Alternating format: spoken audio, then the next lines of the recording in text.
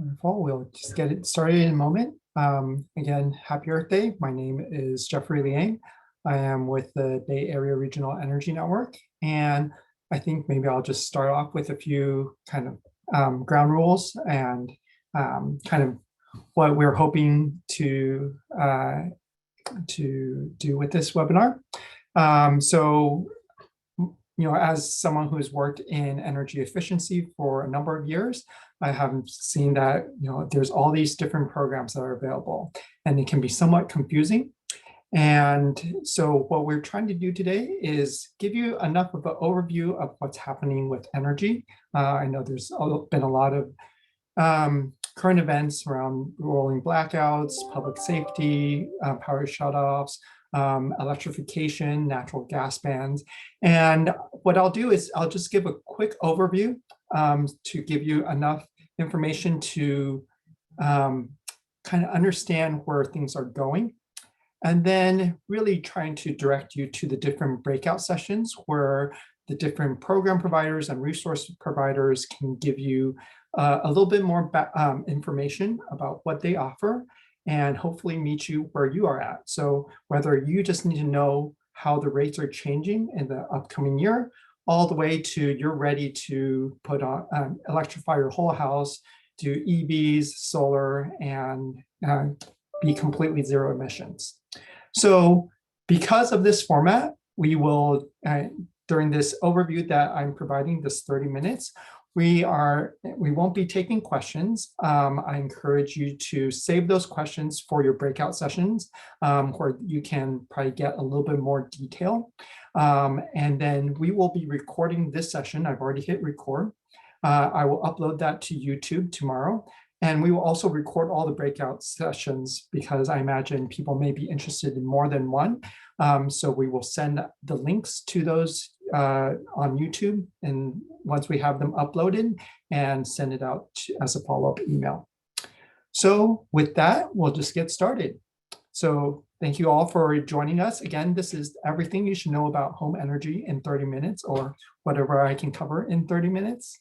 And first of all, oops, trying to get this slide going.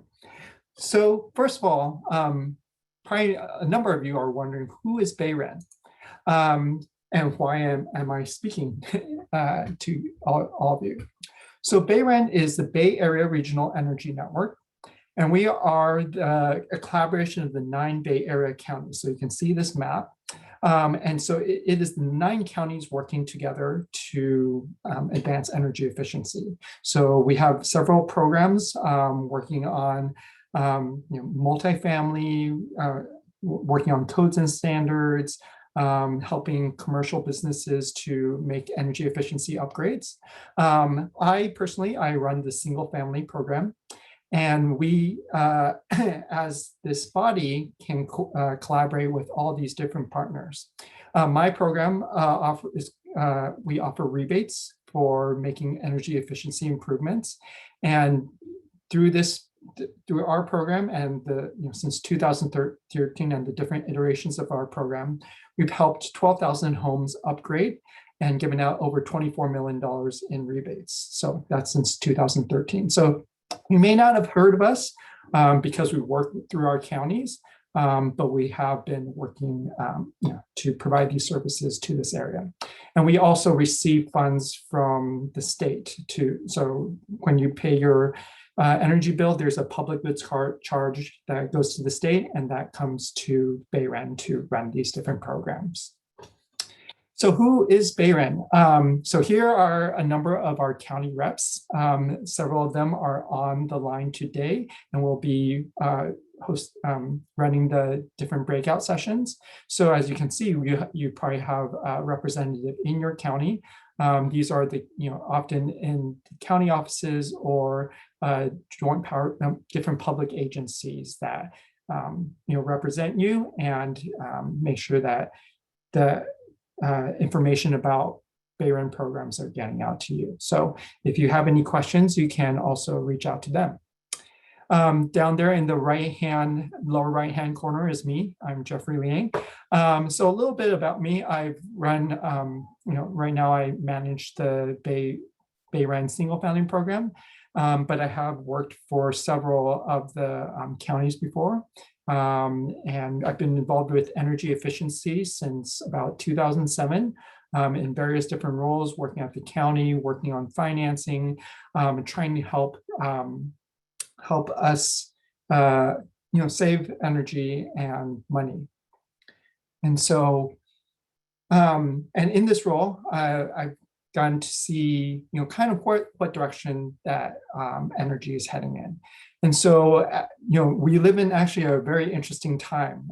As I mentioned, a lot of recent developments have people curious about what's, probably a little bit more so than what's than usual about what's happening with energy policy and markets. And so, first of all, what's changing? Well, one big thing you see here with Jerry Brown and Kamala Harris signing, there's a bill called SB 100, and that commits California to getting to 100% clean energy or renewable energy by 2045. So that's a pretty big goal for the state in trying to get to a place where we are getting to reducing our greenhouse gas emissions. And what this has led to is our grid actually getting increasingly cleaner.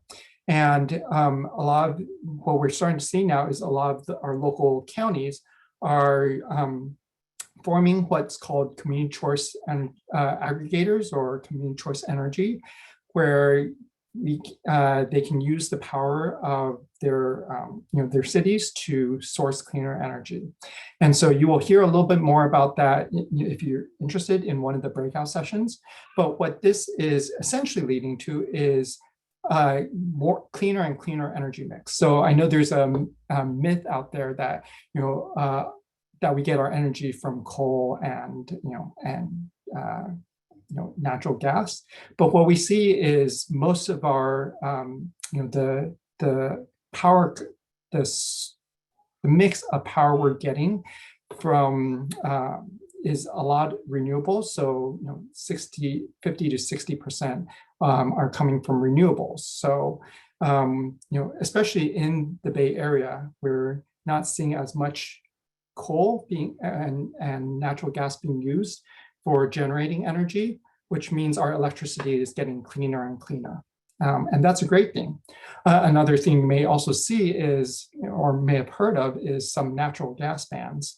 And so for new construction or remodels. And that's because as our electricity is getting cleaner, one of the best ways we can do to reach that 100% renewable energy is to switch from more natural gas to electricity. So that's one of the things that is driving this change. The other major kind of player is the energy market. And what we see is more and more renewables are being added to the grid. So this is a little bit of a favorite for energy nerds like me. And you don't really need to know much about this. We call this the duck curve for all us energy nerds because, of course, it looks like a duck. But what you need to know here is basically that you'll see that belly of the duck is kind of like between kind of that midday period, like between 9 to 4 p.m. And what that means is, so as we've added on more and more solar, we've actually needed less and less energy. So in every subsequent year, we're needing less and less energy during this time period. And in fact, we've found that on certain days, we've actually produced too much energy. And we've had to sell that to other states at times. So, this is in part a good thing. We're getting closer and closer to a point where we, renewable energy can meet most of our demand. But with solar, with that comes this, what we call the neck of the duck, this 4 to 9 time period when the sun goes down, people go home, start cooking and showering and all the things that we do at home, and we aren't able to take as much advantage of that renewable energy. So this is what is actually driving a lot of changes to energy in the future. So what does this mean for the average resident?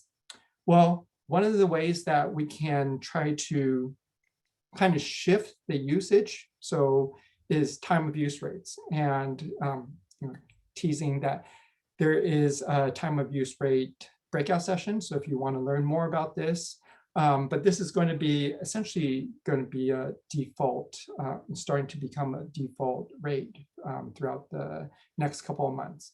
And what that hoping to do is send the signal that we want to use energy when it's mostly renewables and a lot of that solar in the mix from like 12 to 4. But as we get to the the evening times, that 4 to 9 time period is times where if possible we can shift it. And so you may have seen some of these billboards from Energy Upgrade California, powered down from 4 to 9. So that's one of the ways that we can try to start using cleaner energy throughout our day. Another great thing is demand response. Again, sort of that idea where if we can shift our usage from maybe that 4 to 9 time period to later on in the day, later on at night, or earlier on in the day, then we can again start to use more of that clean energy. And another breakout session we have, their Ohm Connect will be there. They are a program where you essentially get paid to shift your energy use. I actually use it. I get a text. It tells me it's Ohm hour on Wednesday at 6 o'clock. And I try to use less energy at that time, and I can get paid for doing that. And they also may even, I think they have a offer that we will put in the follow-up email that you can even get a free Nest thermostat for joining Ohm Connect. One other strategy is to start incentivizing storage. So if we could take that energy that's being produced by solar during the middle of the day and save it to be used during the 4 to 9 time period, then that's another way to get more clean energy into the mix. So more and more you're going to see people wanting to take advantage, starting to install batteries to be able to take advantage of that duct curve. So what does this mean for the individual homes? So what I have up here is a pie chart that kind of shows the general use, and this is kind of average throughout the nation. So even within the Bay Area, you may see different kind of usage.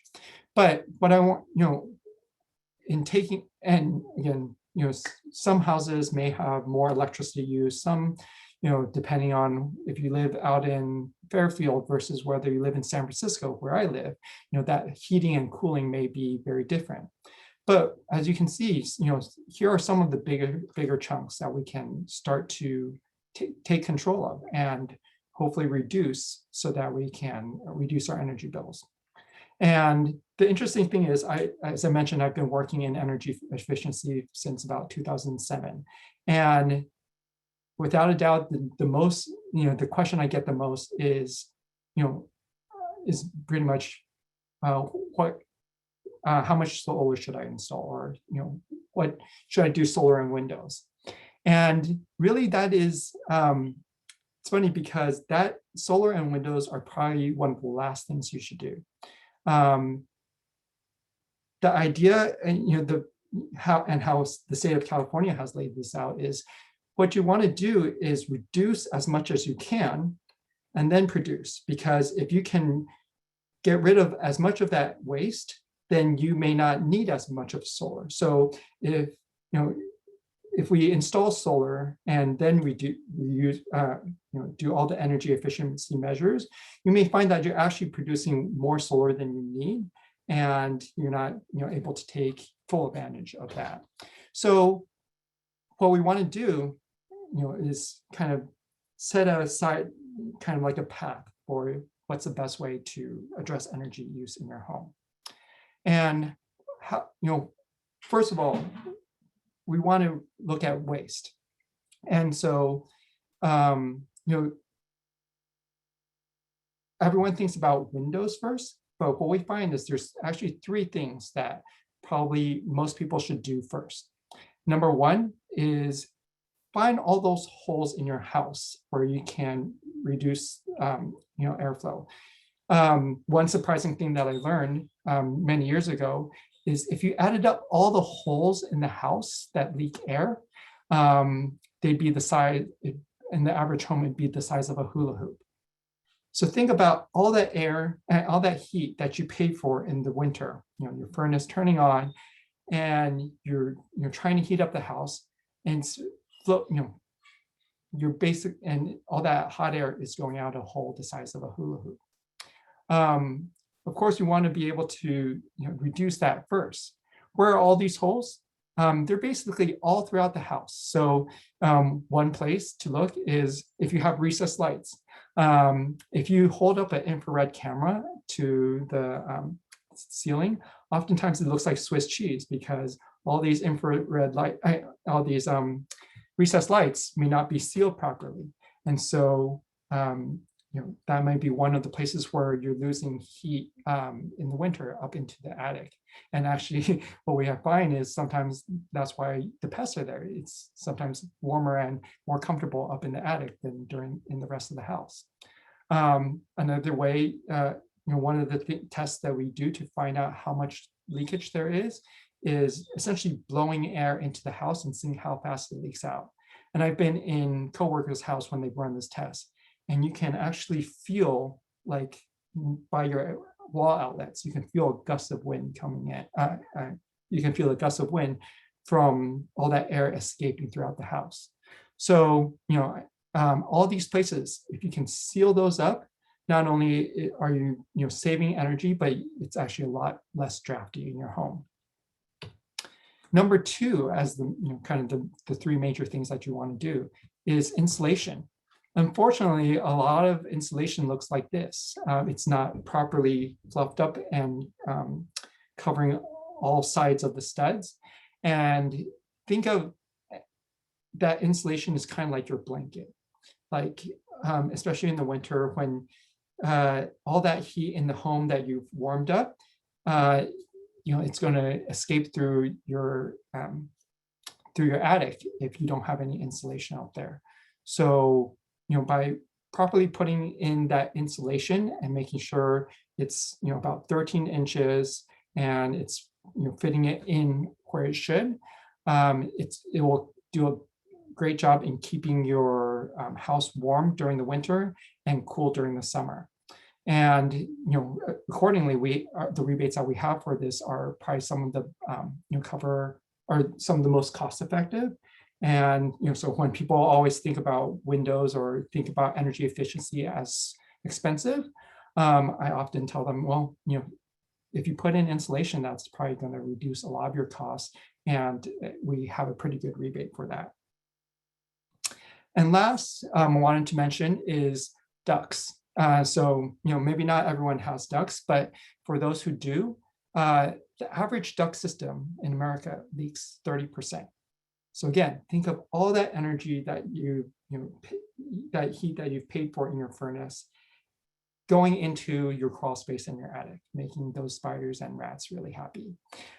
There's a kind of a energy nerd joke that I like to tell, which is duct tape is good for everything but sealing ducts. Because as you see, in fact, by California code, you're not even supposed to use duct tape anymore. You're supposed to use something called mastic, because we see here that as soon as the hot air goes through it, it starts to fail. And you have cases like this where you start compressing and that airflow doesn't go through the duct system as well. You have situations where it's completely disconnected. And then you even have what you see here in the middle. It looks like someone's wiped their dirty hands on that insulation. Is that when the ducts aren't sealed properly, it can start to suck in dirty air and distribute it throughout the house. And so these are my 2 kids. And, one of the major reasons, I just moved into my house in November. I've been a renter in San Francisco for years and just moved into a new house. And this is one of the major reasons we want to switch to something I'll talk about later, where it doesn't need ducts. Because what we found is, a lot of times that these dirty ducts have an impact on our health. And so here I said studies of comprehensive energy, health, and safety retrofit programs found that for children with asthma, hospital admissions fell by nearly 85% and emergency visits by 68% a year after the upgrade. And so that's my reason. I tell all my friends with kids that take a look at your duct system, because we don't want to be blowing that dirty air into our house and making us and our kids sick. So, once you've taken care of that distribution system, like that ducts, and you kind of seal things better, then you want to start looking at, the systems. Because if you maybe, you don't want to get a really efficient furnace, but have all that duct system leaking it into your attic and your crawl space. It's like getting a brand new car and running on flat tires. So once you've fixed those things, then you start looking at water heaters, furnaces. You can see here are some of the old ones. These are literally from my old coworkers' homes. And you can, these are gas water heaters and furnaces. And again, you can switch to more efficient, but what we really want to get people to is switching to more electric. Because again, it's running on cleaner energy, and you also don't have combustion sources in your house. This water heater here, you can price. It's hard to see, but there's a little bit of rust at the bottom, and that's because when it's burning gas, sometimes that gas, if in the wrong situations, it can come back down the flue and leak out from this little area. And so, as much as possible, we want to make it more efficient, but try to also switch to more electric. And what we have here is something called a ductless mini split. This is one option which uses it's called it's essentially uses the same technology as a refrigerator to, instead of generating heat or generating cool air, it's actually just moving hot air from one place to another. So whether, in this, it can be reversed. So in the winter, you can bring in hot air into the house, and in the summer, you can essentially reverse that and bring in cold air by pushing the hot air out. And so this is something that has a lot of benefits from that aspect, and you can also have no duct system using this. And poke less holes in the home and not have as much leakage. So this is one option. And luckily, the rebate program that I run recently has allowed it for cases where there isn't air conditioning in the house already. You can now switch to these units. So if you're interested in more information about that, one of the breakout sessions will kind of dive into that deeper. The same idea with water heaters. You can use this heat pump technology, and it essentially is 3 to 4 times more efficient, again, because you're not generating heat, you're just moving it from your surroundings into the water. Also wanted to mention, kind of now going into the appliances, you can also start electrifying your cooking. And I actually volunteered with a restaurant, a nonprofit restaurant in the past. And so my nickname there was Chef Reed. So I really do care about how, I do cook a lot, and I want to make sure that I'm not, compromising my quality. And so, what we are now offering is rebates for induction. You can see on the right. And why this is important is not just for the energy savings, but what we're, gas ranges can actually emit quite a bit of harmful combustion gases in the home. One study found that children who live in a home with a gas range are 42% more likely to get asthma. And so again, for the sake of my kids, and we're going to be switching to an induction range soon. And I'm not going to talk too much about this, but again, want to make sure that as we make these improvements, not only is it saving you money and energy, but it's also improving health and safety throughout the house. And then finally, as you control, be able to reduce and that usage through efficiency and better equipment, you get down to being able to start reducing plug loads, things that you start have plugged in all the time that may not need to be drawing energy at all times. And so as we get more, do all these things together, then not only are you improving the comfort of your home, reducing your energy bills, but now you get to a point where you can size that solar right if that's where you're going. So all these things, and we have programs where people go and figure out how much electricity, how energy is being used. And there's some interesting stories where someone's plugged in their towel warmer and it's been on for the whole year and it costs them $300 a year and they have no idea. So again, all these things together is you want to prioritize these so that you can reduce all your loads consistently. So really that's it. I hope I've started to tease some of the breakout sessions that we've mentioned. And what I'm going to do right now is I'm going to open up the breakout rooms. And so as I mentioned, we have a couple of different breakout rooms. And I'm going to just really quickly give a quick overview so that you can kind of get an idea of what you're looking for. So as I mentioned, time of use rates are going to be kind of starting to roll out through the region. So if you just need to learn a little bit more about what that means and how you can adapt your energy use to avoid large charges, and also what different options you have, PG&E and the statewide program Energy Upgrade California, represented by our local nonprofit Actera, will discuss that.